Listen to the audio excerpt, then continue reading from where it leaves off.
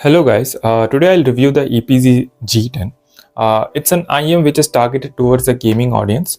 Also it has a small party trick wherein you can use the included UV light and it turns the faceplate of the IM green for a few seconds. So I'll show that in a B-roll.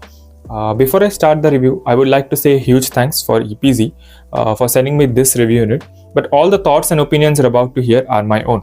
So let's start the review.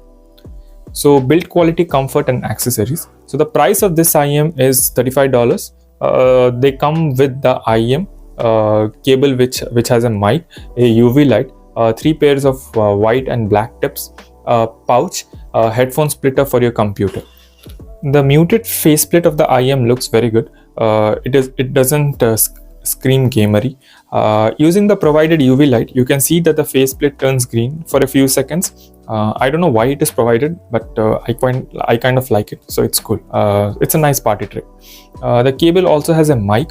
Now let's talk about the sound signature. I would say that the overall sound signature is V with a leaning towards upright. This sounds very similar to the EPZ Q5. If anything, I would say these sound even more spicy on the upper mid-range.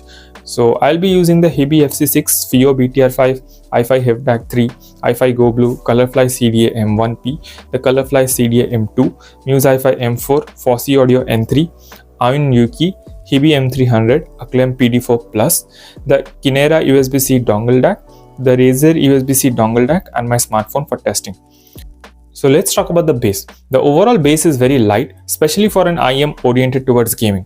The bass is more sub-bass focused over here than the mid-bass focused. So there is no mid-bass split and the instrument sounds quite good. So where it does fall is when listening to songs like Crack Crack Crackle by Classy. While the bass has a great quality, it lacks that overall punch and thump I would need to enjoy the sound. When using the X-bass mode of the iFi HipDAC 3, it sounds okay at lower volumes, but it distorts at higher volumes. So mids. The mids overall is quite okay. It takes a bit of a backseat. The male vocals from Chris Cornell, Bill Withers doesn't have that richness and thickness I would generally like. The female vocals is where it shines at, and it plays very well over here. It plays it so well that some might have issues with it, and it could be too much for many over here, as upper mids get a bit too spicy. So if you're sensitive to it, at low volume it sounds okay, but if you push it a bit more, it sounds unmanageable for me, even for me. So keep that in mind. The overall treble is kind of surprising as to how good it is. In my opinion, the treble here is better than the Q5. It has a very clean representation over here.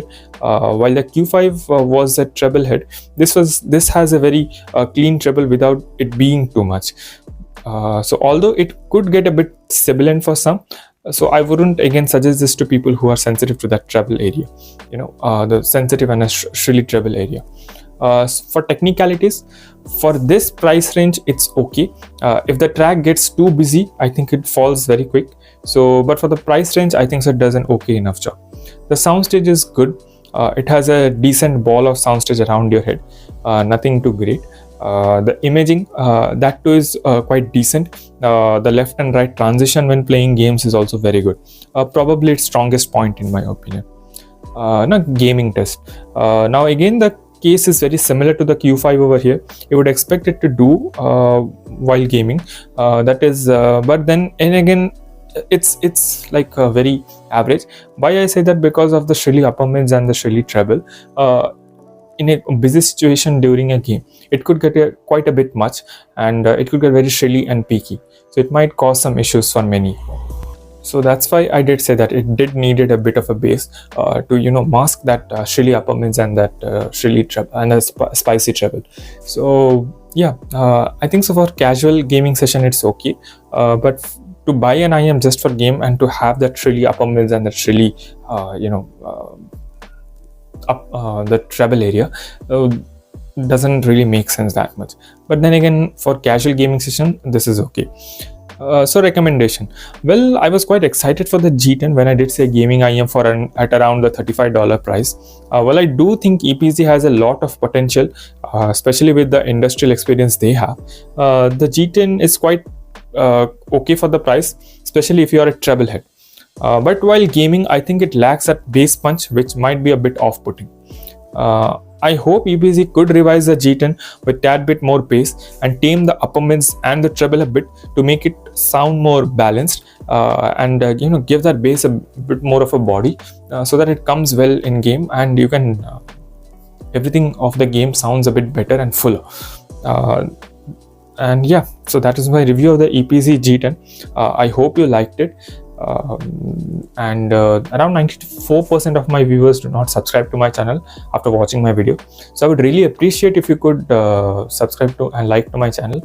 It really helps me out a lot. And yeah, thanks for stopping by for my review. I hope you have a great day. Bye.